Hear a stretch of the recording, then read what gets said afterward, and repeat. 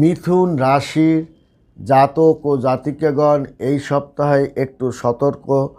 থাকবেন, কারণ আপনার পরিশ্রম বেড়ে যাবে, শরীরটা একটু খারাপ হতে পারে,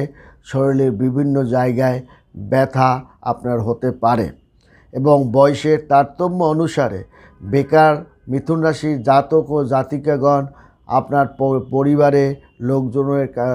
লোকজনের কাছ থেকে মানসিক কষ্ট পেতে পারেন এবং প্রেমেও